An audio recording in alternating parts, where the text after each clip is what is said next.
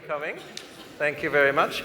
I've got rather a lot of information in a fairly short amount of time. The slides will be available at the Cambridge booth, or the talk itself is available on my website, which is listed there. So just a little bit of background is what I'm trying to do as a teacher, educator, teacher trainer, and a person who writes books and things, working with teachers at different stages in their professional development. I have to have a sort of sense of what does it all mean? What does it mean when you're working with novice teachers, with teachers for whom English is a second or foreign language, with experienced teachers who are coming back to school and so on. So I'm trying to do a sort of overview of some of the dimensions that really seem to be involved in becoming a fully fledged teacher. I'm going to pull apart that notion of what it means and look at 10 aspects of professional development here. And I've got about 3 minutes for each of them, so we're going to move fairly quickly. The first one is the business of language proficiency, because most English teachers are not native speakers of English. Most of the world's English teachers have learned English at school, decided they like that as a career, have moved into English teaching. You don't have to be a very advanced level speaker of English to be an English teacher, but the question is, how much English do you need to know to be an English teacher? What's the relationship between language proficiency and the ability to teach? There's two issues here. What sort of language proficiency do teachers need? Is more better? In other words, just a generalized proficiency, all that a teacher needs, or a specialized proficiency? Donald Freeman and his colleagues have been looking at the notion of a more specialized proficiency, the language needed to do classroom management, to do to feedback and to communicate the lesson content. And they've developed a big program, an online program for training teachers in that specialized kind of language. I speak a couple of languages myself, French and Indonesian, and could teach both of them if I had a book. But I don't have that language that I would need to do classroom management, to give feedback, and so on. So the question is, how much language does an English teacher need? What kind of language does an English teacher need? How does language teach? How does proficiency affect teacher performance? A few quotes there. That the ability to speak English is an important part of one's professional sense, as you see here. As one becomes more confident in her teaching, she forgot that she was a non-native speaker of English. She became so engrossed in delivering lessons. This teacher comments, so for this teacher, mastery of English was part of the requirement of feeling that she was an insider into the English teacher profession. Native speakers, of course, like myself, also have to monitor our English to make it more suitable as an input to language learning. So having a very advanced level of English is also not necessarily an advantage, because we have to learn to bring our English down to the level of the learner, if you like. Okay, well, that's the last of that slide. So the first issue is then, what is the connection between language proficiency and the ability to teach? I think one thing language proficiency does is it gives you the ability to improvise, to go beyond the book, to create moments, teachable moments around incidents that arise. So if your proficiency is very limited, you're sort of stuck to the level of the book. So there is then a need for the development of proficiency as one is going to become more progress in one's development as a language teacher. Recently, colleagues in Hong Kong looked at the impact of language proficiency on how teachers give feedback, particularly with respect to writing. And they found that teachers with limited English proficiency, who are English teachers, when they looked at students' writing, tended to mainly look at the grammatical features of texts. Teachers with a more advanced level of proficiency, intermediate and advanced level proficiency, when they looked at student writing, looked at the whole thing: coherence, cohesion, organization, and so on. So there is a connection between what the teacher can say about a student's work and their own level of language proficiency. So language proficiency is important, but it doesn't need to be way up there. Most of the world's English teachers are probably upper intermediate and do a very good job. The next issue is content knowledge. What do you have to know about the subject matter of English language teaching? I call that content knowledge. And what is the essential knowledge base of language teaching? That's of particular interest to me, and I write books like the one that's being launched here. that try to introduce teachers to the knowledge base of language teaching, and how do teachers make use of this knowledge. When we talk about content knowledge, we can think about two aspects of it. One is disciplinary knowledge, what you're expected to know as an English language teacher. You're expected to know a lot of things about English grammar, about English pronunciation, about the history of English or the nature of English as a system, that an educated language teacher professional is expected to know. That's part of being a member of that professional community. It doesn't necessarily translate into classroom practice. Topics like that, for example, that you'll probably do if you do a postgraduate diploma or a master's degree, part of what I would call disciplinary knowledge. Your induction into the profession means knowing certain things. On the other hand, we have pedagogical content knowledge, and that actually supports teaching. So if you look at a book like mine, that one that is out at the stand, it covers both disciplinary knowledge and pedagogical content knowledge. Pedagogical content knowledge is what you draw on in thinking about teaching and in planning your lessons. The two kinds of knowledge are important. So when we design teacher education courses for teachers, we have to make a decision about, is this knowledge really important? Is it disciplinary knowledge that they're expected to know as an educated language teaching professional, or is that knowledge that's really going to feed into classroom practice? And that's one of the problems in looking at curriculum for teacher education courses, is there too much disciplinary knowledge, not enough pedagogical content knowledge? What's the balance? Just a little example of a bit of research that one of my students did to look at how teachers apply pedagogical content knowledge, because we require teachers to do all sorts of courses in pedagogical grammar and phonology and communicative language teaching and so on. How does that impact their practice? This little study was looking at the extent to which training in literature would influence how a teacher approached literary texts. And so a fairly simple study that the researcher had two groups of teachers. One group had a background in literature, one had not, although apart from that, they were fairly well balanced in terms of their professional training and their language training. They each got a folder of text of different kinds, poetry, extracts from stories, poems, and so on, various kinds of literary texts, and they were asked, could you use these in the classroom? How would you use them? And to review their potential for language teaching. Fortunately, they found there was an impact, there was an effect. In other words, those who had done a literature course looked at those texts in a very different way from those who did not. Those who had not done training in literature simply looked at them as language, worried about the linguistic content of the text. They couldn't see going beyond the text in terms of the other dimensions that the teachers were able to identify. So that little study tried to look at what is the impact of training in a particular area of pedagogical content knowledge on how you conduct a classroom task. And so, that's good, because when I do courses on pedagogical grammar, I expect that course to feed into the teacher's ability to make relevant decisions about the teaching of grammar in the classroom. And if that didn't happen, why bother giving them the course? Okay, language proficiency, content knowledge. Of course, skills. What are the essential teaching skills that teachers need to master? And of course, when teachers begin their teaching, we teach them a package of basic skills that are designed to enable them to survive, to navigate the issues that arise during their initial teaching experiences. Now, what these essential skills and competencies are, of course, they tend to be the ones that have been around for some time that you get in a cert course that are based on observations of the issues that teachers encounter when they first start teaching. What's the difference between inexperienced teachers and experienced teachers in how they use these skills? These skills are these kinds of things, of course, that novice teachers are trained to do through observation, through micro-teaching, and so on.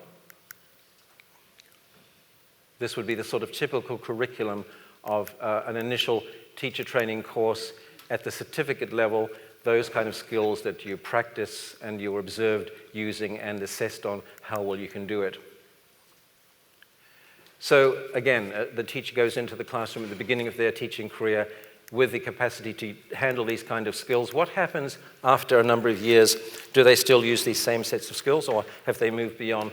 The research of people like Simon Borg has identified some of the skills that expert teachers call upon. They have a wide repertoire of routines and strategies. They're willing to be much more creative, much more use of improvisation, willing to depart from these initial skills that they were taught. They've automatized lots of low-level decisions that are involved in classroom management and basic level teaching, enabling them to look beyond that level of the lesson to think about deeper lessons, more substantial issues that come up in teaching. They improvise more, make greater use of on-the-spot interactive decision-making. Of course, they have more carefully developed schemata. They have a deeper, richer knowledge base of teaching and learning based on experience that enables them to make other kinds of decisions. Relating things to the bigger picture, seeing them not in the context of a particular lesson. So that's one of the things that happens over time as teachers develop experience and knowledge related to teaching. Contextual knowledge. We train teachers, we give them a bunch of skills, we give them a bunch of knowledge, then they go into a school. And then, of course, you have to start teaching all over again, start learning all over again, because schools do things differently. That the context of teaching has an important impact on how teaching is conducted, contextual knowledge. And that, of course, we cannot always predict the context in which teachers will work. Posner said there, a key factor is the social and physical context. It's the culture of learning that operates in a particular school, and cultures of learning differ from one culture to another. So what's good teaching in Australia might be different from good teaching in Poland, for example, or in China. Notions of good teaching are culturally determined, that they are, if you like, situated, they're linked to specific places and contexts, and governed by the norms of practice of a school. So when you learn to teach, you're inducted into how they do things in this particular institute, in this particular school. Teaching involves learning how to teach in a specific context. A few examples here of teachers in different contexts talking about how they understand teaching. Here, an Egyptian teacher saying that basically he feels he has to do all the learning for his students.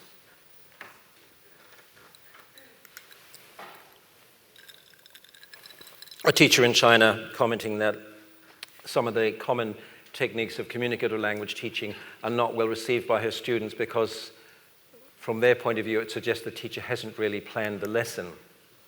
Here's an Australian student studying in China commenting on the Chinese way of teaching, if you like. Very book-bound, teacher-dominated, if you like.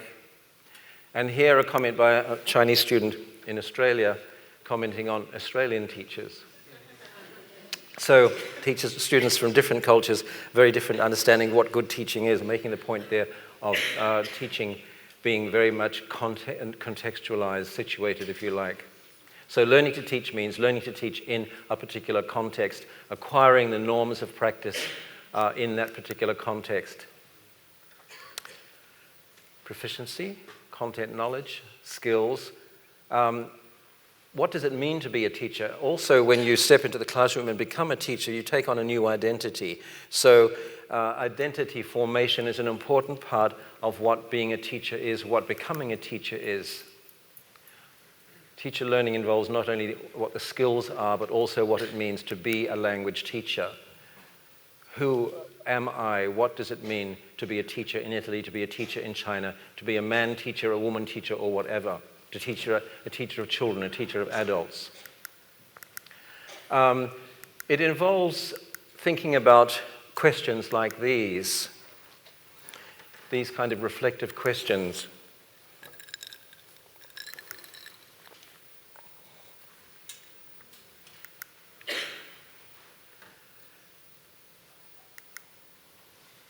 So these often, a lot of these kinds of questions relate to one's understanding of oneself as a teacher and how I position myself in relation to my students. That's what identity is all about. Now, some of it we can see reflected if we ask teachers to describe how they see their role in the classroom. Sometimes we do exercises like this where they might choose one or two of these descriptors to to say that this reflects how I see myself in the classroom. So that's one thing one can do to try to explore this notion of identity, the images that teachers have of themselves, the role that they play in the classroom.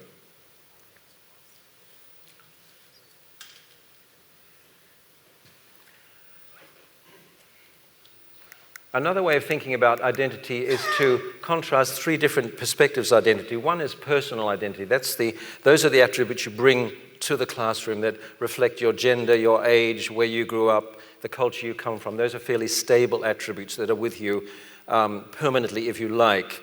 What does it mean to be a woman of a certain age teaching children? What does it mean to be a man? And so on. Personal identity.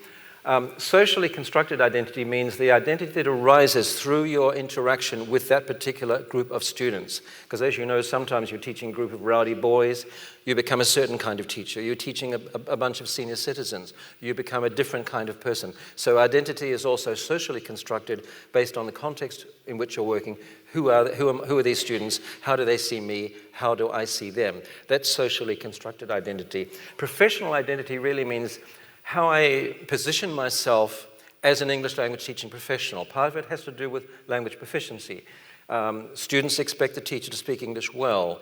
Teachers who don't speak English well somehow feel that their identity is reduced. And so many teachers feel I need to improve on my English to strengthen my sense of professional identity. So there's three different layers there of what we mean by identity. Personal, here's who I am. Social, here's who I am now. And here's how I see myself as a professional English language teacher. And that's where disciplinary knowledge comes in, because as a professional, you're expected to know things about this profession of English language teaching. So identity, one's sense of identity. So that's the fifth layer. How's my timing going? Okay. Okay, good. One of the things that one observes is that one looks at teachers at different stages of development. Sometimes this transition happens very early on, is approaching teaching from the point of view of the teacher or from the point of view of the learner. Some people seem to be naturally inclined when they approach their teaching to put themselves in the position of the learner. Some review their own lessons and their own teaching more from the perspective of the teacher. What's the difference between teacher-focused and learner-focused teaching? What factors facilitate a move from a teacher-focused to a learner-focused view of teaching? Well, it comes across in different ways, doesn't it? It has partly to do with identity, the amount of talking the teacher does, the extent to which input from learners directs the shape and direction of a lesson. There's always a pull in lessons between power as a teacher and, if you like, solidarity, trying to establish rapport with the students. And sometimes one is emphasized more than the other, depending on how the class is going. How do I interact with the learners? The extent to which primary focus is on teacher control, classroom management, order, and so on. The extent to which the lesson reflects the teacher's lesson plan. Sometimes I say that a bad lesson is one that reflects its lesson plan, because it suggests it's the lesson plan that's driving the lesson rather than the actual dynamics of the class, that a good lesson is one in which the teacher recreates the lesson plan based on what's going on in that particular lesson. So the extent to which the lesson reflects the teacher's lesson plan, or in which the teacher departs from the lesson plan based on the dynamics of that particular lesson, what is more important, how well they address learners' needs, the ability to present subject matter from a learner's perspective. So this is a transition that happens early on for some teachers. For some teachers, it doesn't happen at all. So, how do you get teachers to move from seeing themselves as the object of the lesson to seeing the learners as the object of the lesson? Is that something that has to do, is that a personal thing? Does it just reflect the way they were taught as students? Or is there something that triggered that transition? A couple of examples here from students' journals here. This is a teacher early on in her training. Again, a very teacher-centered view of what a good lesson is. The good lesson follows the model that she's been trained to use, as opposed to this teacher. Doesn't talk about himself at all. So for him, a good lesson is one that engages the learners at the right level and so on. Different perspective on the lesson. The other teacher again here.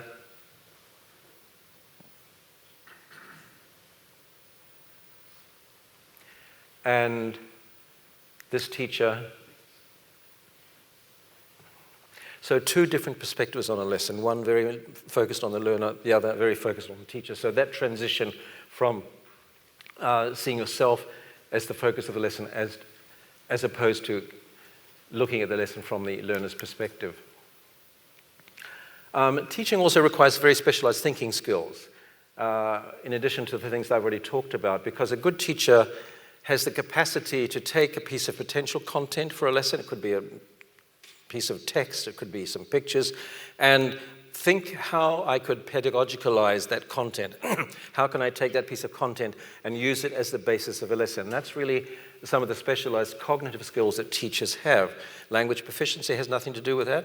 You can't just pull a native speaker off the streets and say, we'll put you in our school because you speak good English. They haven't got those specialized thinking skills that come about through training, through experience, and so on. What special skills do teachers make use of when they plan and teach their lesson, and how do you develop these pedagogical reasoning skills? Let's just do a very quick example here. Supposing you are in an institute or a school, one of the teachers is gone, you've got to teach her a 50-minute spoken English class in 5 minutes. You're only teaching 8 as a glass of water. What will your lesson look like? I'll have a little sip of my glass of water. If we had time, I'd have you sit down and think about that. But let me give you an example of how a teacher responded to that task.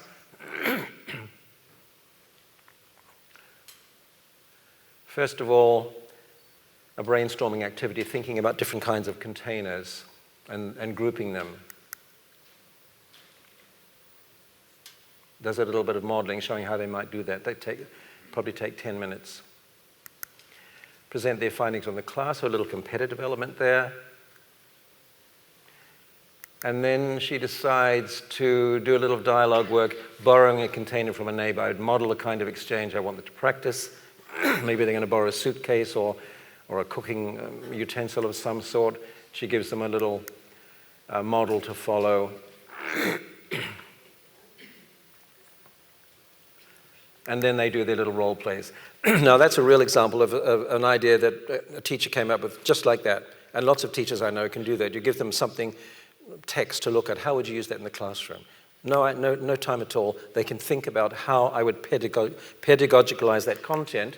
And that's what is sometimes called pedagogical reasoning skills, to take a piece of potential content, identifying ways in which it could be used, identifying specific goals, anticipating problems, making appropriate decisions about timing and so on. And this is something that expert teachers do all the time. And we prepare teachers, we train teachers to do this by giving them different kinds of tasks, by having them look at different teachers doing things and solving these problems in real time. So acquiring pedagogical reasoning skills, I think that's the 6th one on my list, the 7th one on my list. The 8th item on my list is theorizing from practice. What's the difference between applying theory versus the theorizing of practice? When we come to conferences, when we read books, we get exposed to a lot of theory, like scaffolding, for example, and they say, go away and see if you can do scaffolding activities in your classroom. So we give teachers theory, they apply it. That's one aspect of teacher learning. The other is actually developing theories from the practice of teaching, and that's the theorizing of practice, how teachers arrive at a theoretical understanding of teaching through the experiencing of it. So as teachers, you all are full of ideas, of theories based on the experiences you've had. And this is the theorizing of practice, which is often the source of the decisions you make in the classroom. So the two things there, the application of theory on the one hand and the theorizing of practice on the other.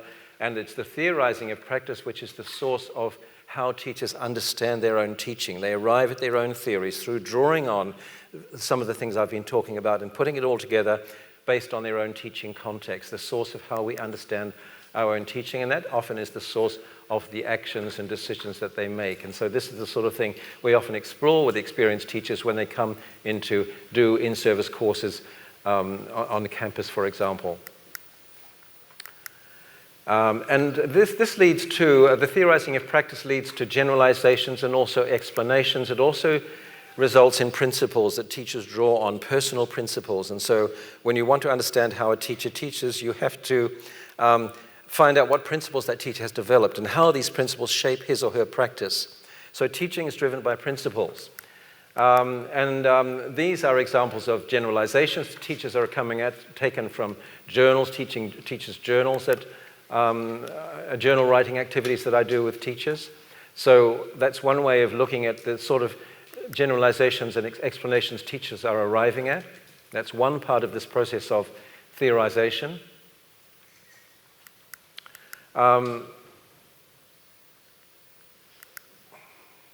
Nothing revolutionary there, but these are just snippets from teachers' journals. And then personal principles, things like these, that when I'm going to do an observation of a teacher's class, I'll first of all find out what sort of principles drive your teaching. What is it that you try to realize in your teaching? You can't make sense of a teacher's class until you know what his or her personal principles are. And teachers have different principles based on their own identity and their own teaching experience. And these are examples of teachers' principles. So discovering and developing one's own principles and deciding, is this a good principle to use with young students, with older students, with girls, with boys, and so on. This is an essential part of teacher development. I like this one here, every child is a winner, which was from one of the teachers I quoted earlier, who said that he wants to make sure that even the students who are very weak will still get something out of his class. So he's constantly looking for ways of engaging both the weak and the other students in the lesson. And so the principle there for him is every child is a winner, and that's a principle that shapes the way he delivers teaching. Joining a community of practice. Teaching is often considered a solitary, private activity that you do in your own classroom. But a school is a community of people with collectively a huge amount of experience and knowledge. And unless we, as part of our teacher development, see the people that we work as constituting a community, we cut ourselves off from opportunities to learn from them. So you do meet some teachers who say, I don't have much contact with other people in my school, I just do my own thing.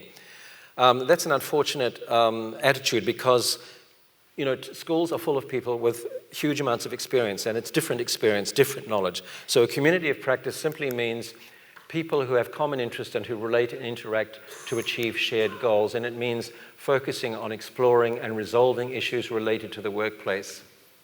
So it means collaboration, it means team teaching, it means peer observation, it means group planning of lessons, of materials, and so on. All of those things that constitute a community of practice where people are working together collectively to resolve issues related to workplace practice. My timer has disappeared. What happened to her? Okay. And so, as I said, it really is simply a question of collaboration, but seeing yourself, not simply seeing your classroom and not simply as a private space, but one that you can learn from and also learn through collaborating with others. The last point is the notion of professionalism. What does it mean to be a professional? Because this profession that we're in has changed a huge amount since I first got involved with it. There's a much stronger knowledge base. There's much higher expectations for what teachers should know, how teachers should behave. There are standards for entry. So when we talk about a profession, it's something that not anybody can do. It requires entry. There are entry requirements. There are standards. There is a knowledge base and a skill set that you're expected to have. That's what we mean by a profession.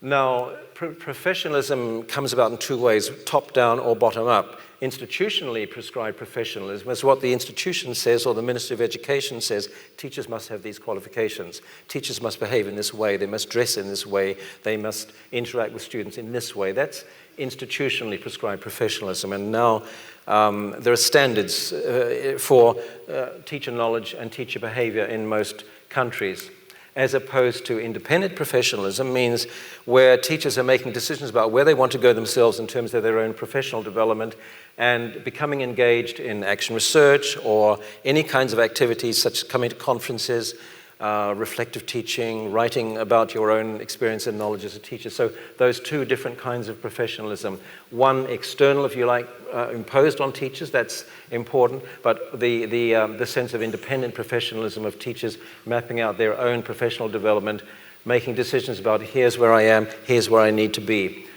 So, how am I doing? 1 minute. In a quick rush there, as I said, if you go on my website, you'll find a fully developed discussion of this, and these slides are available from the Cambridge site. So what I've tried to do is to pull apart a number of different dimensions of what it means to be a teacher. What's my language proficiency like?